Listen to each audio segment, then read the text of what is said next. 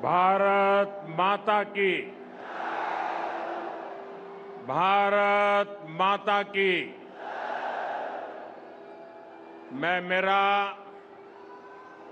भाषण शुरू करूं उससे पहले मैं देख रहा हूं बहुत सारे मेरे बाल कलाकार मित्र पेंटिंग बना करके ले आए हैं।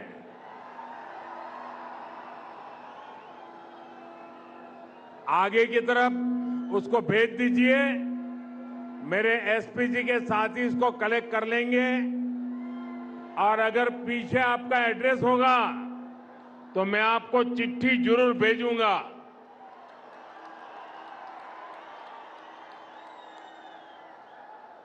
जरा माइक वाले देखें, बीच बीच में विसलिंग हो रहा है। भारत माता की। जो भी चित्र हैं आगे भेज दीजिए। बाद में किसी को परेशान मत कीजिए। अपना हाथ भी नीचे कर दीजिए। वहां दूर दूर तक है, जरा एसपी जी वेट करना, सबसे ले लेना।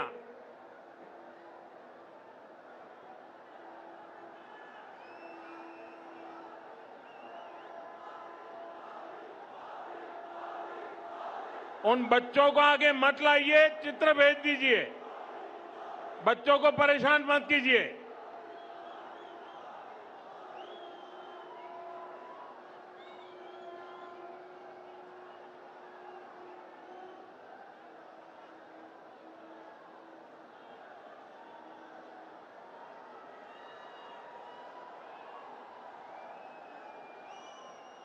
ये महात्मा एक माला लेके आए, वो भी ले लो भाई प्रसाद।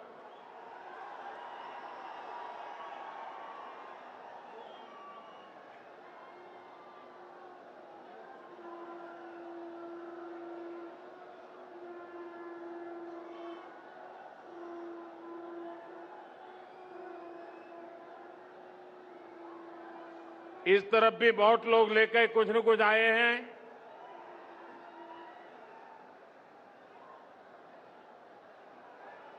अब मैं अपनी बात शुरू करूं।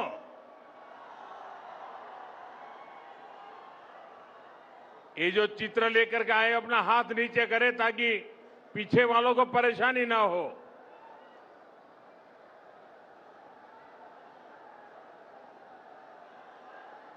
भारत माता की। भारत माता की। నా ప్రియమైన తెలంగాణ ప్రజలారా, మీ అందరికీ హృదయపూర్వక शुभकांक्षालु। साथियों, कल मैं बंगाल में था।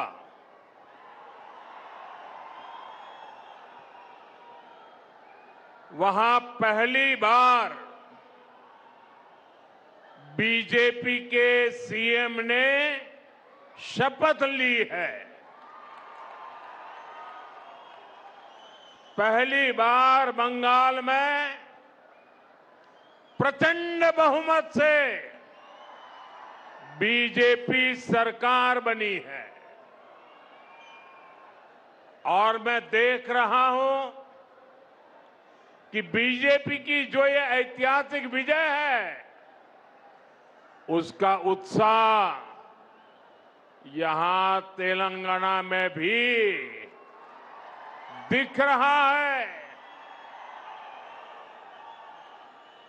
यहां बीजेपी का हर कार्यकर्ता जोश से भरा हुआ है। साथियों, आज देश के कोने कोने में बीजेपी पर जनता का आशीर्वाद निरंतर बढ़ रहा है। देश के लोग बार बार बीजेपी के विकास मॉडल पर गुड गवर्नेंस के मॉडल पर अपनी मुहर लगा रहे हैं। आजादी के 75 साल बाद असम में भाजपा सरकार की हैट्रिक लगी है और पुडुचेरी में भी बीजेपी एनडीए सरकार दोबारा वापस आई है। भाजपा की ऐसी जीत के बाद मैं तेलंगाना में के लोगों की भावनाएं भी देख रहा हूं। तेलंगाना में हर कोई एक ही बात कह रहा है, अब की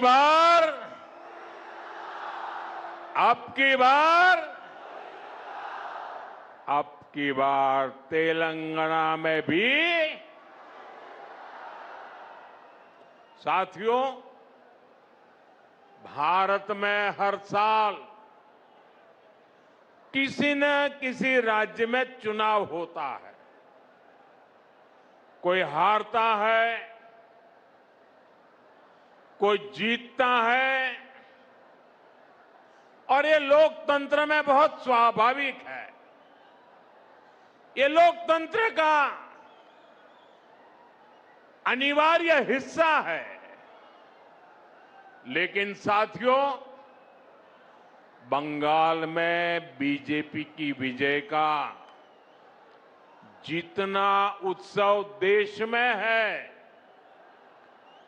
जितनी चर्चा दुनिया भर में हो रही है, वैसी चर्चा पहले किसी जीत पर नहीं हुई है। इसका कारण यह है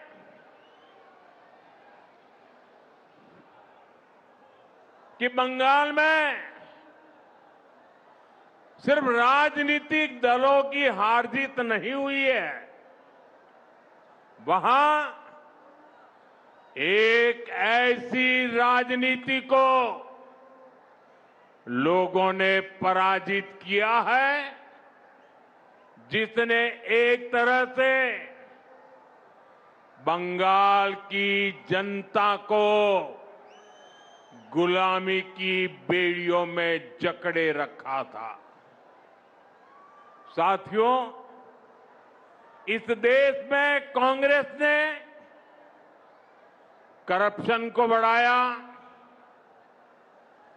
परिवारवाद को बढ़ाया और संवैधानिक संस्थाओं का गला घोंटने का काम किया। जब टीएमसी बनी तो उसने कांग्रेस से ये सारी बुराइयां सीख ली, साथ ही लेफ्ट की भी जितनी बुरी आदतें थी वो भी टीएमसी ने अपना ली और फिर टीएमसी ने भारत की राजनीति का सबसे तिरस्कृत और खतरनाक मॉडल डेवलप किया। टीएमसी ने अपने इस तानाशाही मॉडल में बंगाल को बेड़ियों से जकड़ दिया था। अभी बंगाल की जनता ने राजनीति के ऐसे भयावह तानाशाही मॉडल को पराजित किया है और इसलिए पूरे देश में उत्सव है। ऐसा लग रहा है जैसे बंगाल के लोग बरसों के बाद अब खुले में सांस ले रहे हैं। साथियों, एक समय था जब दक्षिण से लेकर पूर्वोत्तर तक बीजेपी को हाशिए की पार्टी माना जाता था। लेकिन आज भारत का जनमानस बता रहा है, विचार अगर राष्ट्र के लिए हो तो उसकी हुंकार को कोई सीमा रोक नहीं पाती।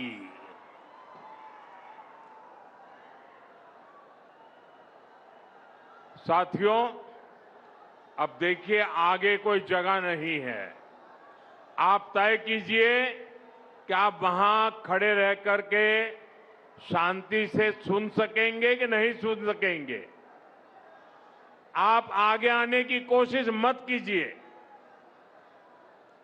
आप वहां पर रुकिए कृपा करके।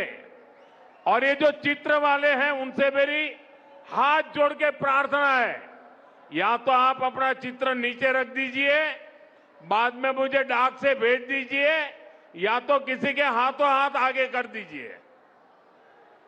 इसको पकड़ के मत खड़े रहिए। जरा कोई पार्टी के वॉलंटियर वहां है तो मेरी बात का कुछ करवाइए भाई।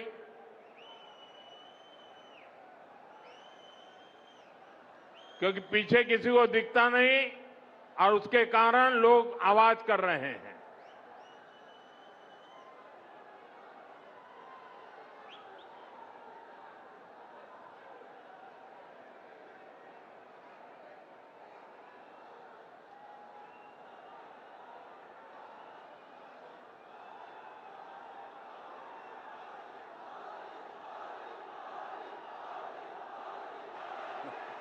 అందరినీ కోరుతా ఉన్నాను, ఎవరు కూడా దయచేసి మన ప్రధానమంత్రి గారు మాట్లాడిన సమయంలో ఆ జెండాలు ఊపకండి, అన్ని కింద తీసుకోండి, చిత్తపటాలు కూడా కింది కనండి దయచేసి, లేకుంటే బాగుండదు. అందరూ కూడా కింది కనండి ప్లీజ్, ఎవరు కూడా మాట్లాడకండి.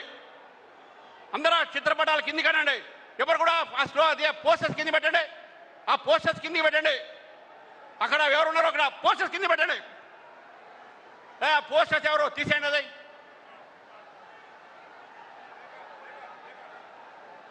तेलंगाना के मेरे भाइयों बहनों, मेरे नौजवान साथियों, ये आपका प्यार मेरे सर आंखों पर, ये मेरा सौभाग्य है कि आप इतना प्यार बरसा रहे हैं। लेकिन अगर आप थोड़ी शांति रखेंगे तो मैं अपनी बात बता पाऊंगा।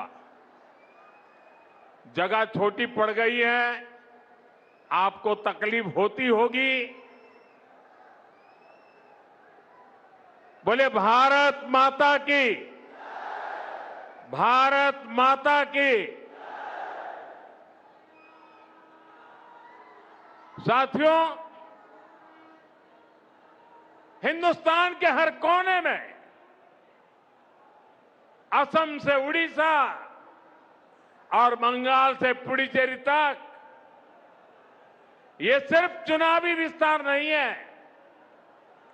ये भारत के राजनीतिक मानस में आए उस परिवर्तन का संकेत है, जहां जनता अब वंशवाद नहीं, परिवारवाद नहीं, विश्वासवाद चुन रही है। आप सोचिए, 10 साल पहले असम में बीजेपी के कुछ ही विधायक थे। आज वहां तीसरी बार बीजेपी एनडीए की सरकार बनी है। 10 वर्ष पहले बंगाल में बीजेपी के सिर्फ 3 एमएलए थे। आज बंगाल में बीजेपी 200 पार पहुंच चुकी है। जहां कभी बीजेपी का झंडा उठाने को कोई तैयार नहीं होता था, वहां आज बीजेपी की सरकारें बन रही है। साथियों, तेलंगाना तो वो धरती है जिसने तब बीजेपी को पहला सांसद दिया था जब हमारे केवल 2 ही सांसद थे। 2 में से एक तेलंगाना का था। जब बाकी देश में बीजेपी के प्रति उतना समर्थन नहीं था, तब भी बीजेपी को तेलंगाना का साथ मिलता था। आज तो यहां से करीब आधे सांसद बीजेपी के चुने हुए हैं। यहां हमारे अनेक विधायक हैं। मुझे तेलंगाना की जनता और यहां के बीजेपी कार्यकर्ताओं पर पूरा भरोसा है। अगली बार यहां भी प्रचंड बहुमत से अगली बार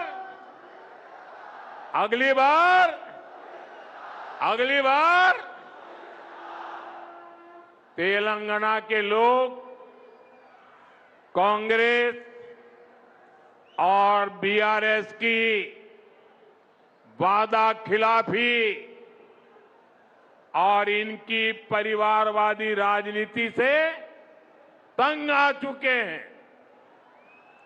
इसलिए भी तेलंगाना की जनता बदलाव चाहती है।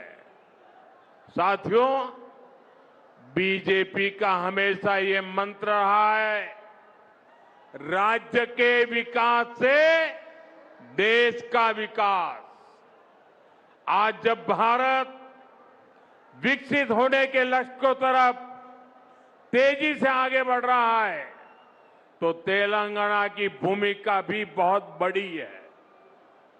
हमारा तेलंगाना, हमारा हैदराबाद विकसित भारत की यात्रा को गति दे, ये केंद्र की बीजेपी सरकार का, एनडीए सरकार का निरंतर प्रयास है।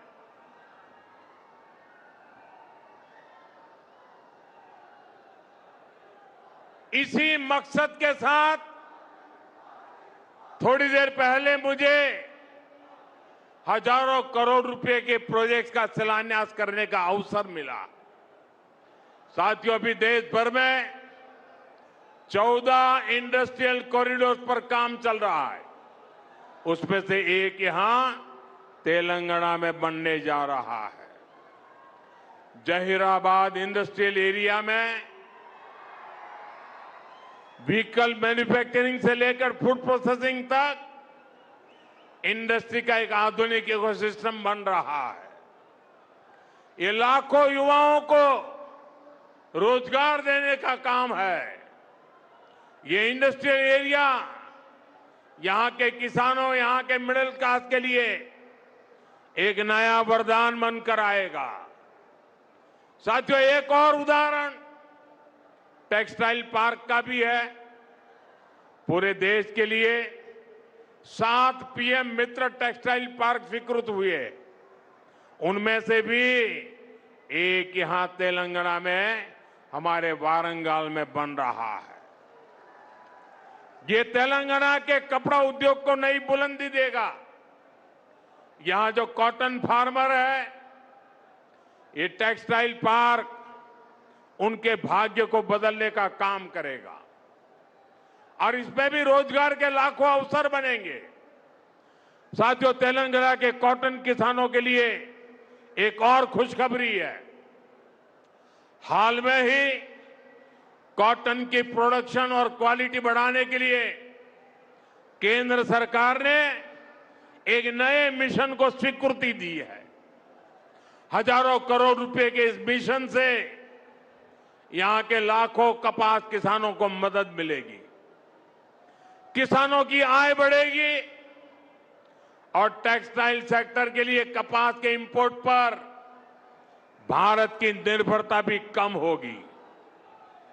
साथियों, बीजेपी का फोकस विकास पर, रोजगार निर्माण पर है, लेकिन कांग्रेस यहां क्या कर रही है, ये आप अच्छे से देख रहे हैं। देश के सिर्फ 3 राज्यों में ही अभी कांग्रेस के मुख्यमंत्री बचे हैं। सिर्फ 3 राज्य। कांग्रेस कहीं भी हो, इनका एक ही मॉडल है, पहले झूठ बोलो और फिर भूल जाओ। चुनाव जीतने के लिए आसमान से तारे तोड़ करके लाने के वादा करते हैं और सरकार बनने के बाद ये बहाने करने लगते हैं। साथियों, हिमाचल और कर्नाटका में कांग्रेस अपने वादों को भूल गई है। वहां की जनता कांग्रेस सरकार से बहुत परेशान है। यहां तेलंगाना में भी यही सब चल रहा है। साथियों, कांग्रेस की प्राथमिकता जनता की सेवा करना नहीं है। कांग्रेस अब देश बांटने वाली नफरती राजनीति का मुख्य आधार हो गई है। कांग्रेस लेफ्ट पार्टियों से भी ज्यादा लेफ्ट यानी पक्की और विकृत माओवादी हो गई है और मुस्लिम लीग से ज्यादा कट्टर वो मुस्लिम लीगी बन गई है। इसलिए लोग कांग्रेस को एमएमसी यानी मुस्लिम लीगी माओवादी कांग्रेस कह रहे हैं। ये मुस्लिम लीगी माओवादी कांग्रेस है। साथियों, देश को माओवादी आतंक के कारण इतना नुकसान हुआ है। तेलंगाना को भी बीते दशकों में माओवादी आतंक के कारण बहुत कुछ भुगतना पड़ा। माओवादी आतंक इतने वर्षों तक इसलिए देश में चलता रहा क्योंकि कांग्रेस और लेफ्ट जैसे कुछ राजनीतिक दलों ने इसको लगातार वैचारिक हवा दी। लेकिन दुर्भाग्य देखिए, आज जब माओवादी आतंक अपनी अंतिम सांसें गिन रहा है, तब भी ये लोग माओवाद को, नक्सलवाद को बचाने में लगे हैं। बीते 11-12 सालों में कांग्रेस के शाही परिवार ने लगातार कोशिश की है कि माओवादी आतंक के खिलाफ एक्शन न हो। साथियों, मैं जानता हूं कि तेलंगाना की जो पुलिस है उसको अगर खुली छूट मिलती तो मुझे पक्का विश्वास है ये पुलिस अपनी ताकत से केंद्र की नीतियों के साथ कदम मिलाकर अगर वो चलती तो बहुत पहले ही माओवादी आतंक का खात्मा हो चुका होता। लेकिन इन लोगों ने साथ नहीं दिया। इसलिए देश को माओवादी आतंक को पूरी तरह कुचलने में इतना वक्त लग गया। साथियों, बीजेपी एनडीए के प्रयासों से अब तेलंगाना माओवादी आतंक से मुक्त हो रहा है और इसलिए तेलंगाना में बीजेपी की सरकार बननी और भी जरूरी हो गई है। बीजेपी की सरकार यहां नई सोच, नए विजन और नए कमिटमेंट के साथ सरकार चलाएगी, जिसका लक्ष्य होगा विकसित तेलंगाना। साथियों, आज भारत तेजी से विकसित होने के लक्ष्य की तरफ आगे बढ़ रहा है, लेकिन इस समय भारत कई विराट चुनौतियों का मुकाबला भी कर रहा है। साथियों, कोरोना काल के दौरान ही दुनिया सप्लाई चेन के बहुत बड़े संकट से गिर गई थी। कोविड के बाद यूक्रेन में युद्ध शुरू हो गया। उसने दुनिया की परेशानियां और बढ़ा दी। फूड, फ्यूल, फर्टिलाइजर, इन तीनों चीजों पर गंभीर प्रभाव पड़ा। बीते 5-6 वर्षों में इस संकट से निपटने के लिए हमारी सरकार निरंतर प्रयास कर रही है। आपको याद होगा, उस समय और आज भी फर्टिलाइजर की एक बोरी दुनिया में 3-3 हजार रुपये में बिक रही थी। एक बोरी का 3,000 रुपया। कितना? आप बताएंगे एक बोरी का कितना? आंकड़ा नहीं, बोलिए मुंह से। 3,000 रुपया एक बोरी का। कितना? एक बोरी का कितना? एक बोरी का कितना? और भारत के किसानों को वही खाद की बोरी 300 से भी कम रुपये में दी जा रही है। 3,000 के सामने 300 रुपये में। सप्लाई चेन की इन मुश्किलों के बीच पिछले 2 महीने से हमारे पड़ोस में ही इतना बड़ा युद्ध चल रहा है। इसका असर पूरी दुनिया पर पड़ा है और भारत पर तो और भी गंभीर असर हुआ है। साथियों, भारत के पास बड़े बड़े तेल के कुएं नहीं है। हमें अपनी जरूरत का पेट्रोल, डीजल, गैस, ये सब बहुत बड़ी मात्रा में दुनिया के दूसरे देशों से, बाहर से मंगाना पड़ता है। युद्ध की वजह से पूरी दुनिया में पेट्रोल, डीजल, गैस और फर्टिलाइजर के दाम बहुत अधिक बढ़ चुके हैं, आसमान को भी पार कर गए हैं। अड़ोस पड़ोस में देशों में क्या हाल है वो तो अखबारों में आता है।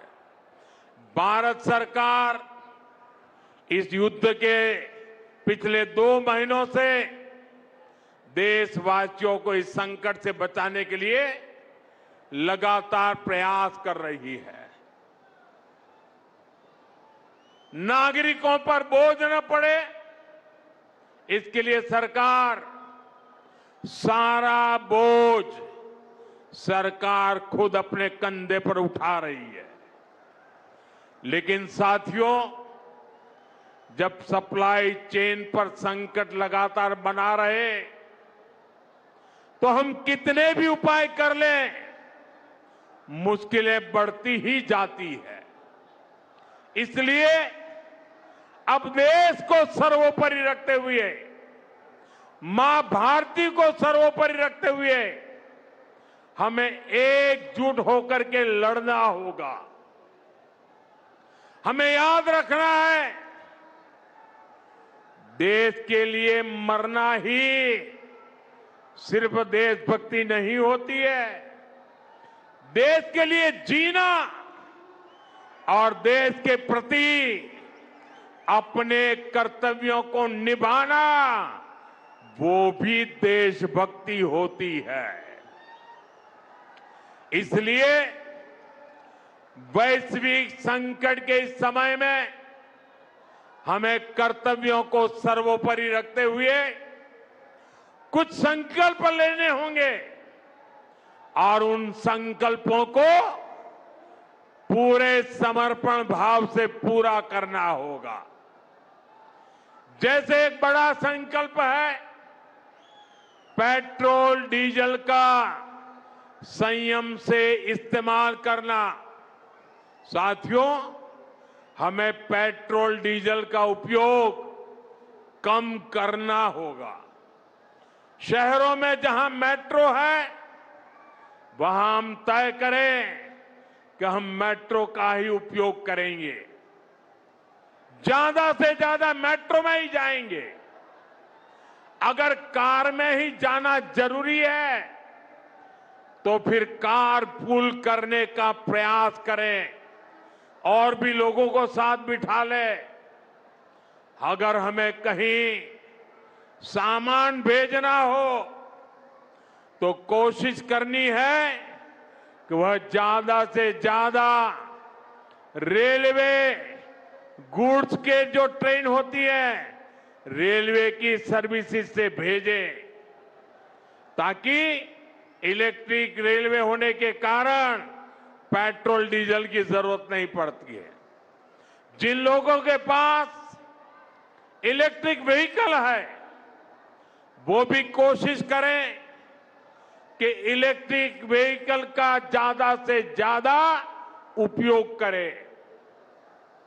साथियों, हमने कोरोना के समय में वर्क फ्रॉम होम की, ऑनलाइन मीटिंग्स की, वीडियो कॉन्फ्रेंस की, ऐसी अनेक व्यवस्थाएं विकसित की और हमें आदत भी हो गई थी।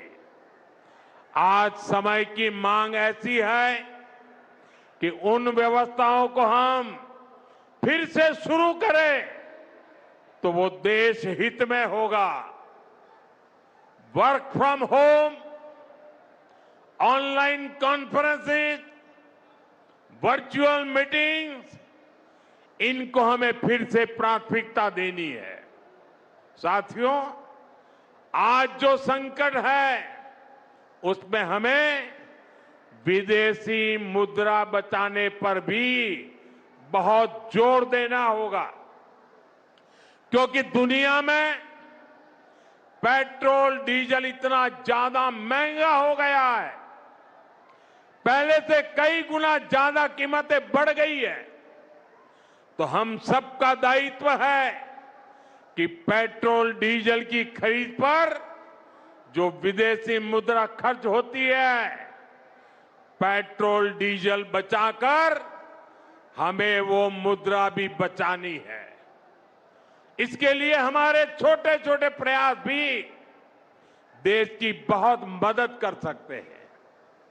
जैसे आजकल जो विदेशों में शादियों का, विदेशों में घूमने का, विदेशों में वैकेशन पर जाने का मिडिल क्लास में कल्चर बढ़ता जा रहा है।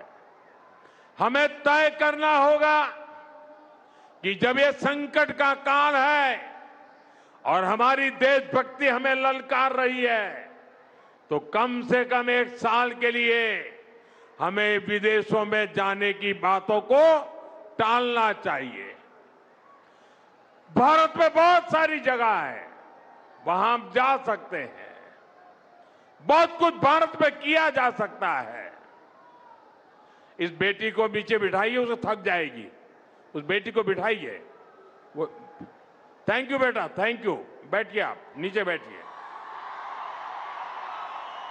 मैंने देख लिया बेटा, उसको देख लिया, अब आप बैठ जाइए। हाँ, इस छोटी बच्ची को क्यों परेशान करते हो भाई? इन बच्चों को बैठने दीजिए प्लीज। बच्चों को परेशान मत कीजिए जी। साथियों, हमें विदेशी मुद्रा बचाने के जो भी रास्ते हम लोग अपना सकते हैं, हमें बचाना होगा। साथियों, गोल्ड यानी सोने की खरीद एक और पहलू है जिसमें विदेशी मुद्रा बहुत अधिक खर्च होती है। एक जमाना था जब संकट आता था, कोई युद्ध होता था, तो लोग देश हित में सोना दान दे देते थे। आज दान की जरूरत नहीं है, लेकिन देश हित में हमको ये तय करना पड़ेगा कि साल भर तक घर में कोई भी फंक्शन हो, कोई भी कार्यक्रम हो, हम सोने के गहने नहीं खरीदेंगे, सोना नहीं खरीदेंगे। विदेशी मुद्रा बचाने के लिए हमारी देशभक्ति हमें चुनौती दे रही है और हमें इस चुनौती को स्वीकार करते हुए विदेशी मुद्रा को बचाना होगा।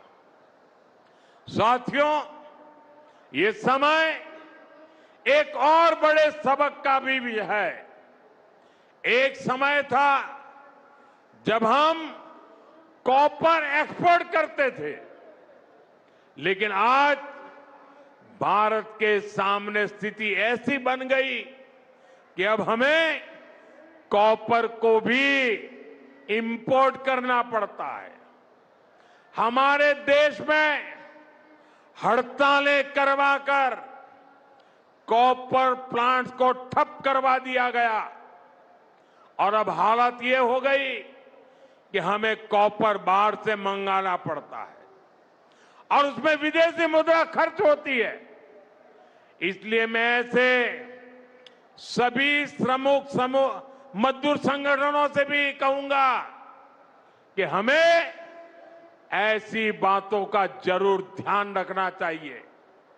भारत को आत्मनिर्भर बनने से जो भी कदम रोकते हैं उनमें हमें दूरी बनानी होगी और जो लोग ऐसी साजिशों में जुटे हैं उन पर भी कड़ी नजर रखनी होगी। मैं देश की अदालतों से भी आग्रह करूंगा कि ऐसी स्थिति आने पर देश हित में हमें कोई ना कोई रास्ता निकालने की तरफ बढ़ना चाहिए।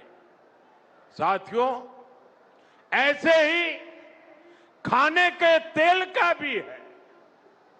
इसके आयात के लिए भी बहुत बड़ी मात्रा में हमें विदेशी मुद्रा खर्च करनी पड़ती है।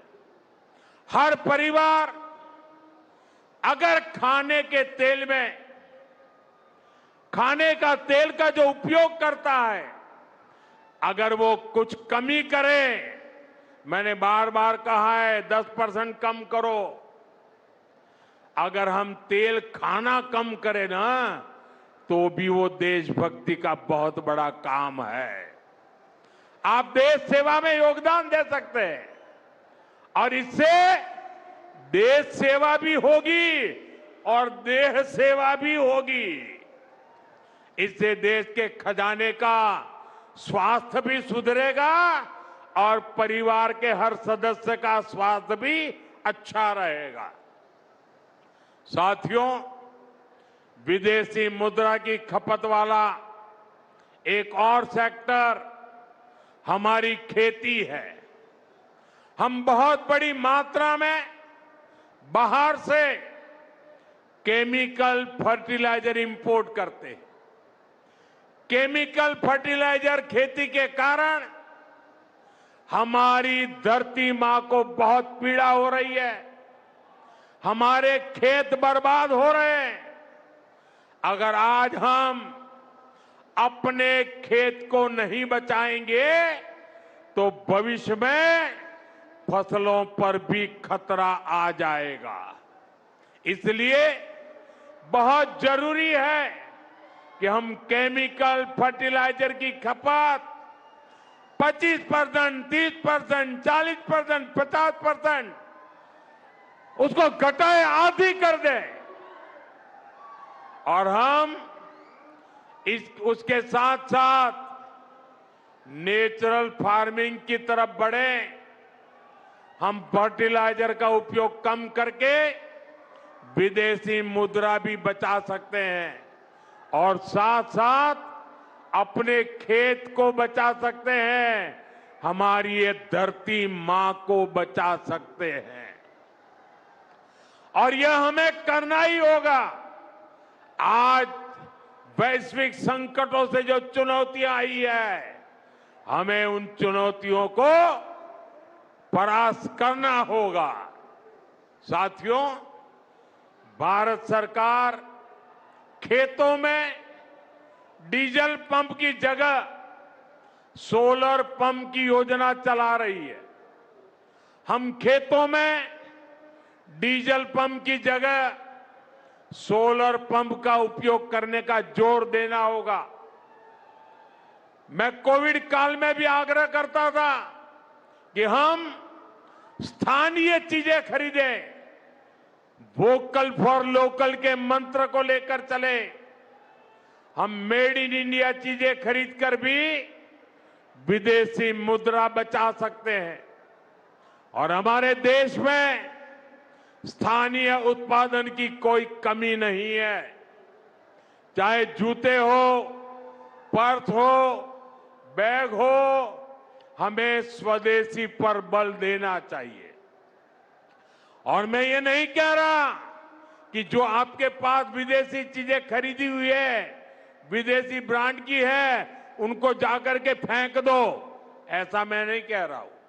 लेकिन मेरा आग्रह है कि नए विदेशी प्रोडक्ट हमें नहीं खरीदने चाहिए। और वाकई हमें कई बार अंदाजा तक नहीं होता कि रोजमर्रा की कितनी सारी चीजें विदेशी है जो हम ऐसे ही यूज कर रहे हैं। और साथियों, जब मैं बात स्वदेशी की करता हूं तो लोगों को लगता है कि दिवाली के दिए खरीदो मतलब स्वदेशी हो गया। ये तो भ्रम फैलाने वाली बातें हैं, इससे सफलता नहीं मिलती है। हमें घर के उपयोग में आने वाले सामान की लिस्ट बनानी है। देखना चाहिए कितनी विदेशी चीजें घुस गई है, पता ही नहीं है।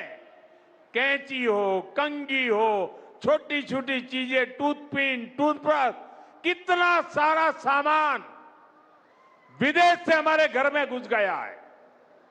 फिर इस लिस्ट से हमें हो सके उतना जल्दी स्वदेशी में बदलना चाहिए। साथियों, ये बातें सिर्फ एक सरकार, एक दल, एक व्यक्ति की नहीं है। ये बीजेपी का भी मुद्दा नहीं है, ये देश का मुद्दा है। और इसके लिए हर नागरिक, हर राजनीतिक दल, हर सरकार, हर समाज, हर संगठन को संकल्पबद्ध होगा। मैं मीडिया के साथियों से भी देश हित में आगे आने के लिए आग्रह करूंगा। आइए देशभक्ति का भाव जगाएं और देश को जो वैश्विक संकट चल रहे हैं, देश उस संकटों का लाभ ले, परिस्थिति पे सवार हो जाए। ऐसा वातावरण बनाने के लिए हमें योगदान देना होगा और तभी जाकर के देश सफल होगा। ऐसे संकल्प जब हर नागरिक पूरी ईमानदारी से सिद्ध करेगा तो भारत हर संकट में जरूर विजयी होगा। साथियों, मुझे पूरा विश्वास है कि देश का हर नागरिक इसी संकल्प के साथ काम करेगा। साथियों, इतनी विशाल संख्या में आपका आना ये हवा का रुख दिखा रहा है, ये तेलंगाना का मिजाज दिखा रहा है। मैं एक बार फिर आप सभी का बहुत बहुत आभार व्यक्त करता हूं। मेरे साथ बोलिए, भारत माता की, भारत माता की, भारत माता की। वंदे वंदे वंदे वंदे वंदे वंदे।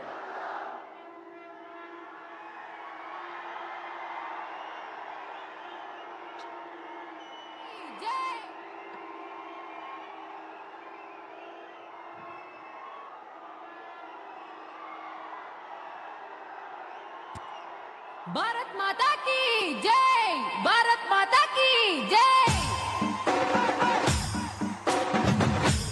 మన తెలంగాణకు విచ్చేసి మనందరూ కూడా మన కార్యక్రమానికి విచ్చేసి చేసిన నరేంద్ర మోడీ గారికి, అదేవిధంగా మన రాష్ట్ర అధ్యక్షులు గౌరవనీయులు అందరం కూడా ఒకసారి మోడీ గారికి లైట్లతోటి మనమందరం కూడా వారికి ధన్యవాదాలు